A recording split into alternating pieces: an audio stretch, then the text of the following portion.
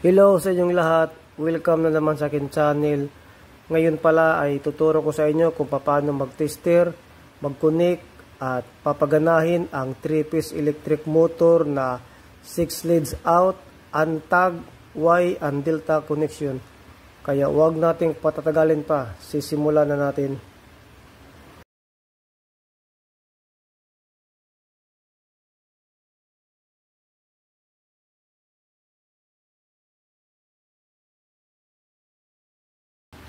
Ito na pala yung ating 3-piece na electric motor na untag na 6 leads out. Sa mga motor pala na 3-piece, mayroon kasi yan nakalabas na 3 leads out, 6 leads out, 9 leads out, at 12 leads out. Ngayon, ito ang sample ko ay ang 6 leads out. Papakita ko muna sa inyo dito, yung sa nameplate niya. Diyan bali, lalapit ko lang yung camera.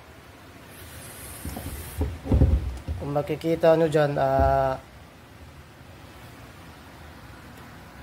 kung i-connect natin siya sa 220 volts, delta ang kanyang connection, tapos kung 380 to 440 volts ay Y ang kanyang connection. Bale, wala na tayong problema dyan sa kanyang connection. Ang ating, yung supply. Ang poproblemahin natin kung paano natin to papaganahin ang ating 3-piece na electric motor na untag. Kasi hindi natin alam kung alin dito ang 1, 2, 3, 4, 5 at saka 6, no? Kasi untag na nga siya. Pero sa mga motor pala ay mayroon dyan sa mga motor kasi mayroon sa mga original, mayroon kasi yung nakatag dito sa wire niya. Kung minsan naman dito sa kanyang terminal box sa loob, makikita natin dito. Pero ito, example lang to na wala na siya, untag na. Papalagay na natin natanggal, nabura, or rewinded na. Mostly pag rewinded na, pag hindi na naibabalik yung original na wire, yun. Ito ang example natin na untag bali. Paano ba natin papaganahin ang 3-piece electric motor sa untag? Ganito lang, 6 leads out kasi yan, di ba? Ang ituturo ko ay ito muna ang tinatawag ko na pre-assuming. Magpi-pre-assuming tayo. Hahanapin lang natin dito yung dulo-dulo niya bali, yung may resistance bali, para magtatag tayo. May example ako, gagawa ko ng 6 leads out dito bali. Ito yung motor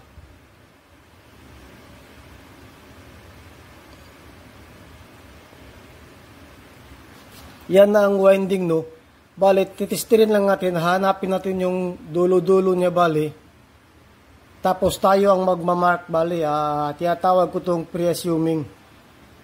Gagawin natin, babalatan muna natin to. Tapos natin titistirin kung alin yung dulo niya, bali. Gagawin ko, babalatan ko muna to.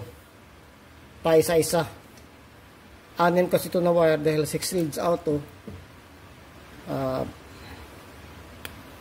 Isahin muna natin.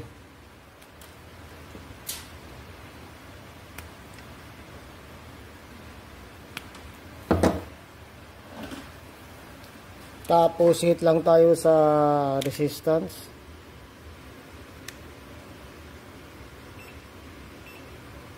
Yan. Tapos hahanapin natin ang kaniyang papakita ko muna dyan sa camera dyan.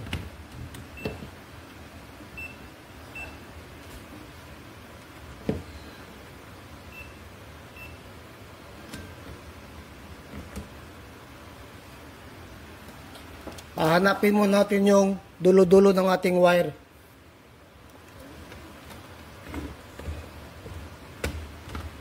Example ko muna to, yan. Diba, 6 leads out to. Hanapin muna natin kung alin dito yung dulo-dulo niya bago natin tatagingan. Magtataging tayo. Unahin na natin to. Wala.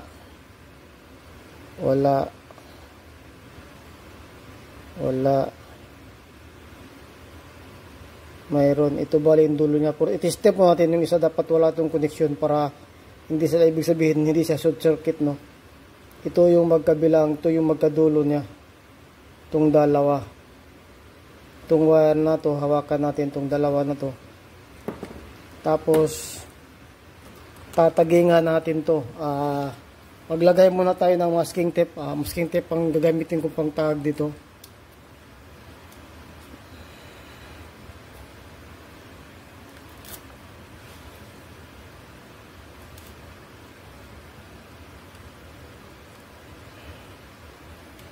Tapos, lagyan natin to ng 1 at saka 4. Dito pala, kahit alin ang ilagay natin dito, ito yung gamitin natin 1, ito yung 4, ito yung 1, ito naman yung 4. Walang problema kasi nagpipre-assuming pa lang naman tayo ito. Lalagyan ko to ng 1. Tapos ito 4. Ito 1. Ito naman yung sa drawing natin, papakita ko sa inyo. Bali, nag-tester tayo. Ito pre-assuming lang to natin na nag-1 tayo dyan, bali. Tapos dito nag-4. Hanapan naman natin yung dito. Yung dulo-dulo rin ng wire. Yung natirang 4 na wire, ititester na naman natin. Dahil nakuha natin itong dalawa, ito na yan. Ito na lang natira yung 4. Titester natin to kung alin dito yung dulo niya, bali.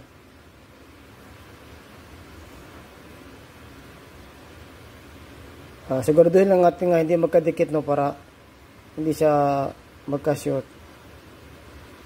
Ibig sabihin ito yung dulo. Dito wala.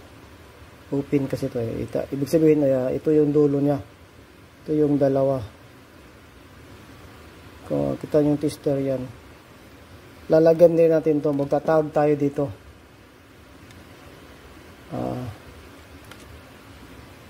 Lalagyan natin to ng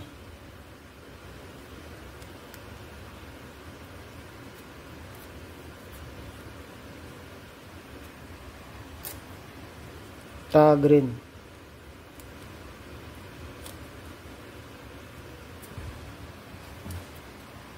Lalagyan ko to ng number 2 at saka number 5. Number 2 at saka number 5. Yan. Hindi pala nakita sa camera yan. Number 2 at saka number 5. Yung natira, testerin natin para sure. Yung wala pang tag yan.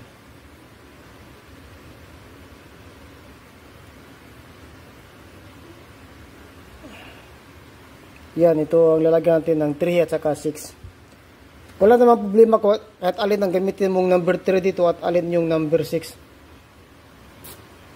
Kasi ito pre-assuming pa lamang naman natin, hindi rin ako sigurado kung alin dito yung tamang 2 at saka yung tamang 5.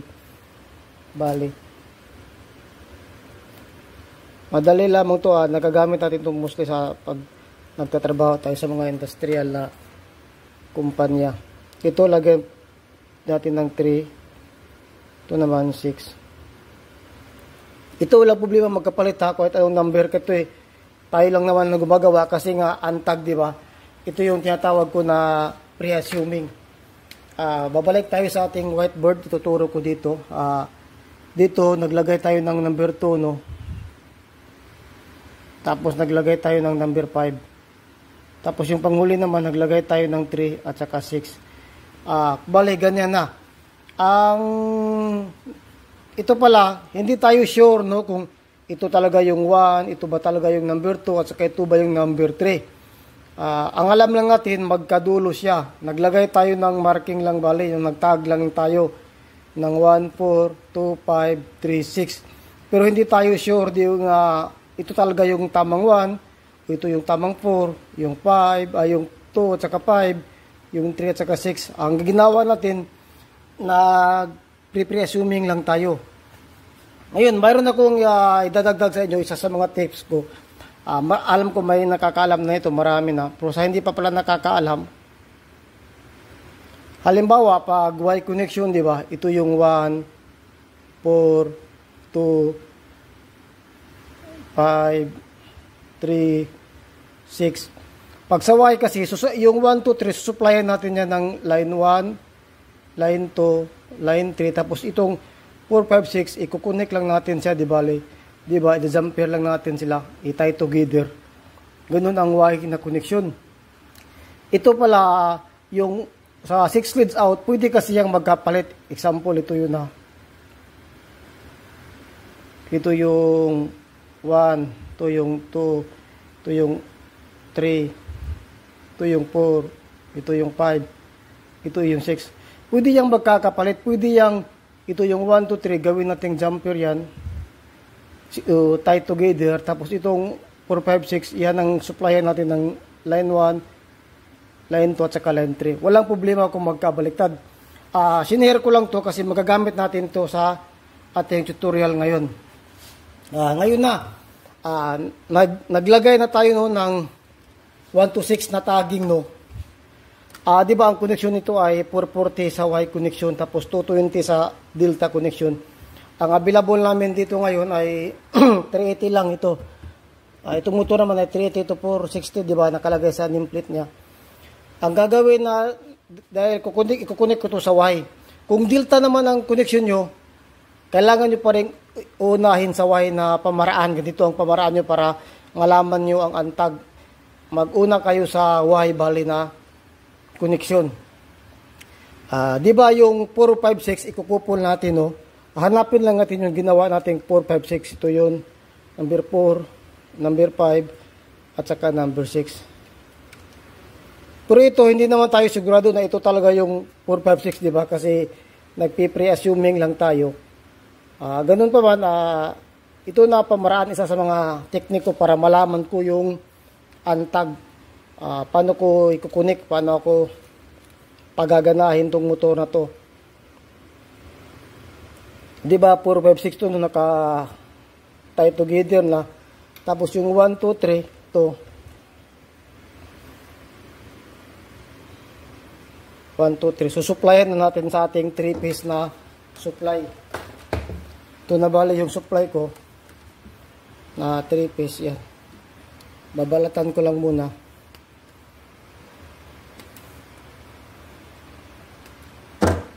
Kukunik ko sa number 1. Wala nang problema magkapalit dito.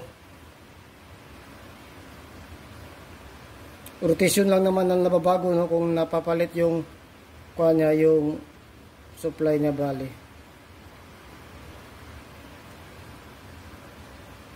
Tapos kukunik natin. Lalagyan lang natin ng terminal cap connector.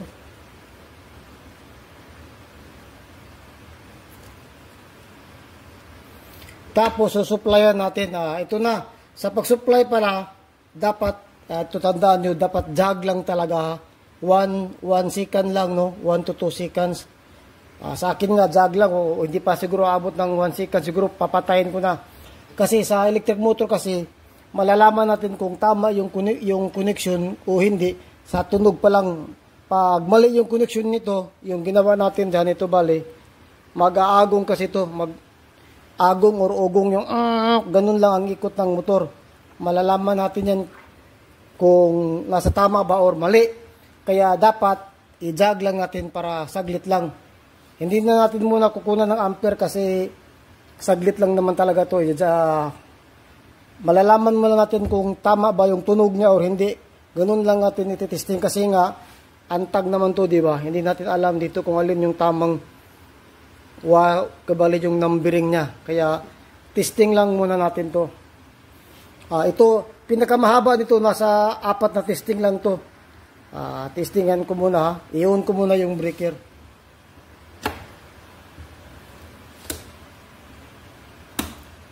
Tapos, isa-jog ko lang muna.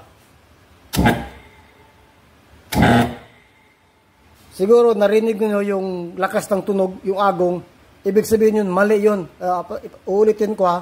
Kasi hindi, pang saglit lang kasi ito. Hindi to advisable lang matagalan. Kasi, mag-high ampere, tapos pag hindi nakatrip yung overload, lalo na pag mataas yung setting, posibleng masunog yung motor. Kaya ijajag lang talaga. Ulitin ko ulit, ha.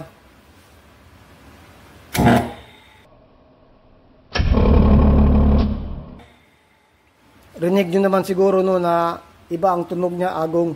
Ngayon na, ito na yung pinaka sa mga trick natin. Off muna natin yung breaker para for safety purposes. Ito na yung gagawin natin. Ipagpalit lang natin. Uunahin natin to. Maglagay muna ako dito, ha. Naguguhit tayo. Unang testing natin, hindi siya mali siya, di ba? Kasi pinakataas ito, 4 lang na testing natin, 4 lay. Ang gagawin natin, ipagpalit natin yung 1, kasi ito yung ginawa natin, di ba?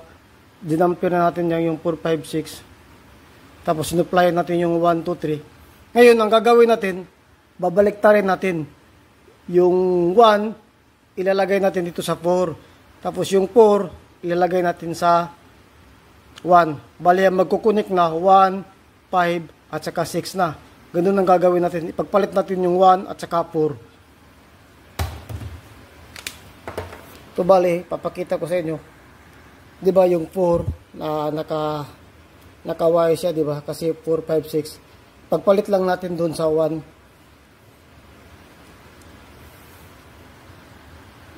Yan, papalit natin yan. Tatanggalin muna natin. Yung 4, ito yung 4.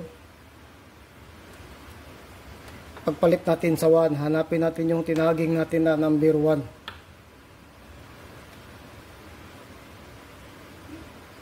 Ito yung number 1. Ito yung number 1. Papalit natin. Bali, ang mangyayari, ito yung number 4. Ito yung susuplayan natin. Pabalik. Tapos yung 1, yun natin ikukupol natin sa 4, 5, 6. Bali kanina. Ngayon nagiging 1, 5, 6 na. 1, 5, at saka 6.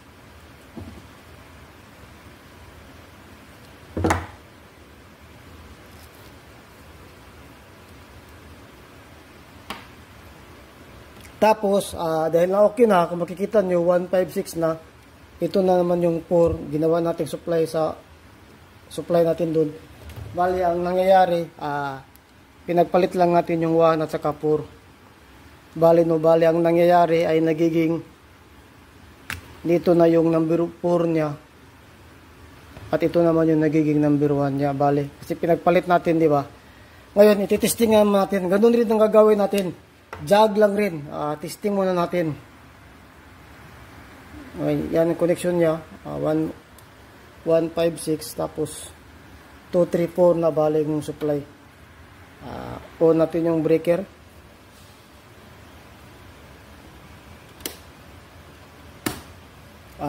Ganun din, jog din palagi. Kasi hindi pa natin nakuha yung connection, yung tamang connection.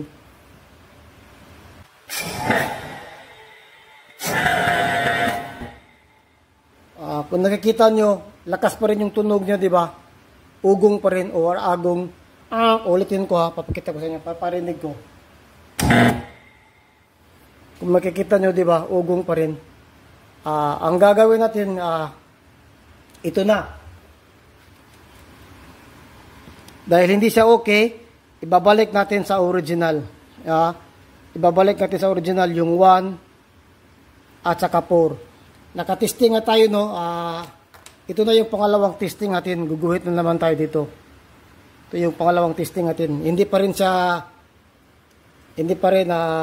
tugma yung connection niya. High ampere pa rin. Ibabalik natin yung 1 at saka 4. Ibalik natin sa original. Tapos, ito naman yung babalik tayo natin.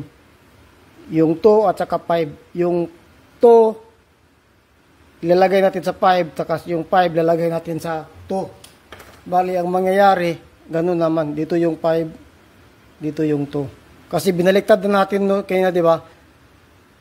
Ganun pa rin ang nangyari. Kaya ang gagawin natin, ibalik natin sa original. Yung 1 at saka 4, ibabalik natin sa original. Tapos, ang babalik rin naman natin yung 2 at saka 5. Ganun na mangyayari. Kaya, tatanggalin mo natin itong connection. Ay, babalik natin sa original. Off mo natin yung breaker for safety purposes. Tapos yan. Babalik natin sa original. Yung 1. Yan. Hanapin natin yung 4. Saan yung number 4? Ito yung number 4. 1, susuplayan natin.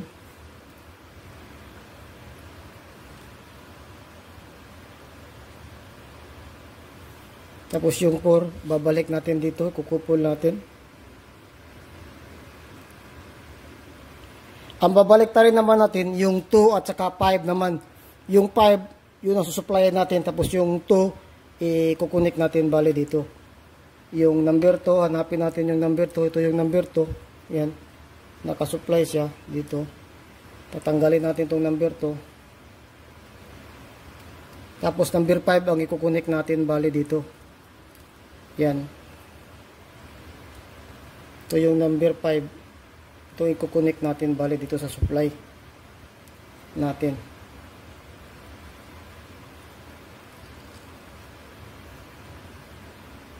Tapos yung 4, 6 at saka 2, kukunik natin bali na.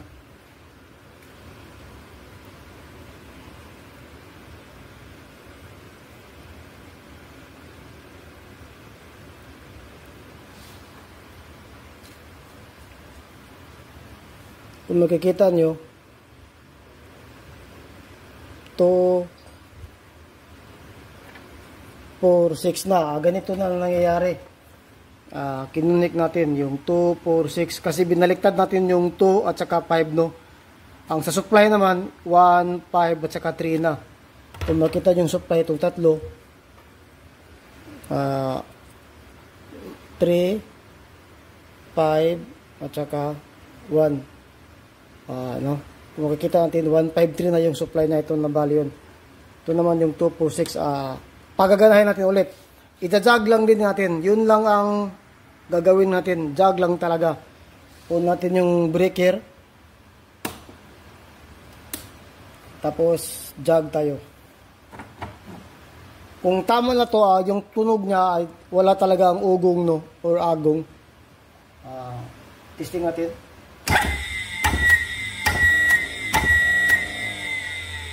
Kung makikita nyo, iba kanina, no. Iba yung tunog niya kanina. Mas malakas talaga yung ugong kanina, di ba? Ngayon, okay na. Ibig sabihin, ito yung tamang align niya sa Y na connection. Susubukan natin kunin ng amperahe. Yung off muna natin yung breaker for safety. Tapos, titingnan natin yung amperahe ng kanyang motor. Dito yung nameplate niya. Ang nameplate ng motor, ang full load amperes niya ay 1.85. 30% lang nito. Dapat ang kanyang no load amperes. Tapos kukunan natin ng amperahe. Dapat nasa mga 0.5 lang to. Itong amperahe niya. Kung narinig nyo naman yung tunog kanina, okay na, no. Ganun lang ginawa ko, bali. Ulitin ko, i-on ko na yung breaker. Tapos pagganahin natin. Pwede natin itong patatagalan na o pa-prolong natin yung paggana niya kasi alam natin na okay na yung motor, okay yung tunog niya ng motor.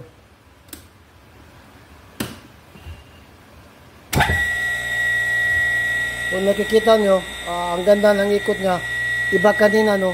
Kukunan ko ng amperahe.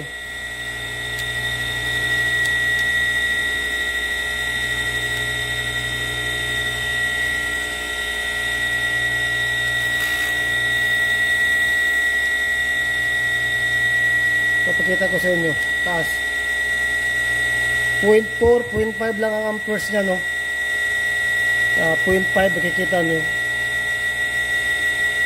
Tamang-tama sa ang kanyang full load. Patayin ko muna kasi maingay.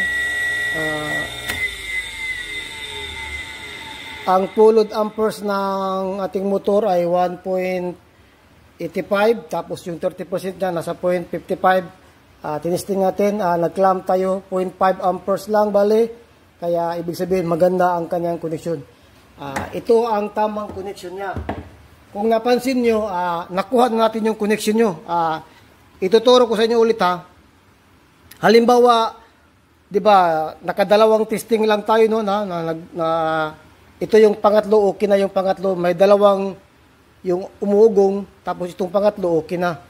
Bali, halimbawa ito no, nung tinesting natin, pinagpalit natin, di ba ang nangyari ay sa supply 153 na. Ito yung supply niya. 1, 5 at saka 3. Yan, tapos yung saway niya bali 246 yun, di ba? Ganun na nangyari, no?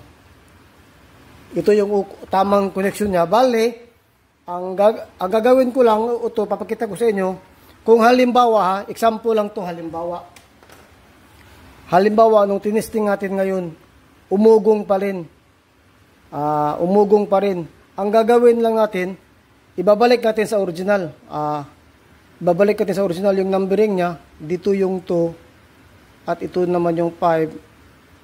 Kagaya ng ginawa natin sa una, ibabalik natin sa original. Tapos ito naman yung ipapalit natin.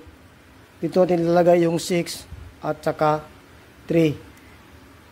Kung umugong pa rin ito, kaso naging okay na yung connection niya, ibig sabihin, nakatatlong testing tayo. Dalawa sa ugong, tapos yung pangatlo, okay na.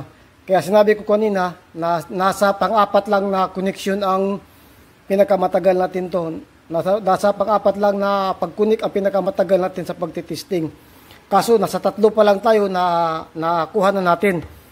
Ganun lang ang gagawin natin ha, kapag itong ginawa natin, kapag umugong pa rin, pagpalit lang natin sa yung panghuli, bali yung 3 at saka 6. Pero dahil okay na, babalik ko na ulit sa numbering. Ito yung 3. Ito naman yung 6, diba? Tapos ito yung 2. Dito yung 5. Dito yung 2, diba? Naging ganyan yan. Papakita ko sa yung supply. Ito yung supply 3 piece. May 1, 5, at saka yung supply 3. Ito na bali. Ito yung supply na bali, yung tatlo. 1, 3, 5. Tapos yung nakawaya naman, ito na yun. 2, 4, 6. Kung makikita nyo, 2, 4, 6. Ito na bali. Dahil ito na ang tamang connection, ang gagawin natin ito, kasi nga, ang ginawa natin nung una, diba, nag-pre-assuming lang tayo. Dahil ito na yung tamang connection niya, kumbaga, i-align lang natin yung ating tagging. I-correct na natin yung tagging kasi ito na yung tamang connection.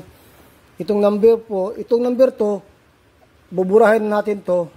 Tapos, ito na ang number 5 na talaga ang kanyang numbering ito para magiging tama siya sa standard sa kanyang tagging. Yung 4, 5, 6 na tie together para sa Y. Tapos yung number 5 na supply, ito na, buburahin na rin natin to. Tapos ito na yung lalagay natin na number 2. Bali, magiging align na siya, bali, yung ating tagging niya. Off muna yung breaker kasi naka-on pala. For safety purposes, nakalimutan ko.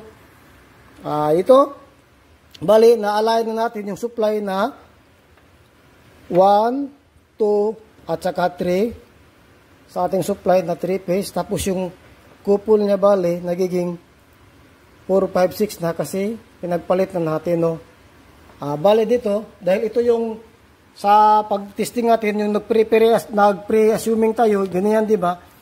Once na okay na yung motor connection, ibabalik na natin yan sa tamang align o yung tagging ng number para magiging standard tayo. Ganun lang ang gagawin natin pag mag-testing o magpagana tayo ng 3-piece na electric motor na 6 leads out na untag. Ganun lang ang gagawin nyo. Halimbawa, dito na, Y yun, connection, di ba? Sabi ko kanina, Y at saka delta, di ba? Pag delta connection naman ito, ganun rin ang gagawin nyo. Iuuna nyo sa Y. Ganun yung ginawa ko kanina. Once na nakuha na natin yung tamang tagging or numbering natin, saka na natin i-connect ang delta connection. Tulad ng ano ba sa Delta connection, 1 at saka 6 for line 1, tapos 2 at saka 4 for line 2, tapos 3 at saka 5 for line 3. Ganun lang naman ang connection sa Delta, di ba? 1, 6, 2, 4, 3, 5. Ganun ang ating susuplayan. Pero ang una, ikukunik natin sa Wi-Fi itong tulad ng ginawa natin, no? Tapos pag nakuha na natin, saka na tayo mag-Delta sa connection. Ganun lamang kadali, no, sa pagkukunik or pagtitesting, pag-supply ng ating electric motor na 3-phase, untag, 6 leads out. Sana ay nakatulong sa inyo ang video na to at sana ay nagustuhan nyo. Kung nagustuhan nyo to at nakatulong sa inyo, pakishare na lang ng video na ito. At yun lamang, no, maraming salamat at pwede kayong sa mga magpapa-shoutout, sa next video ko, isa-shoutout ko kayo para alam ko rin kung sino-sino yung mga sumusuporta sa akin. Yun lamang, no. Maraming salamat. Ingat tayo palagi. God bless.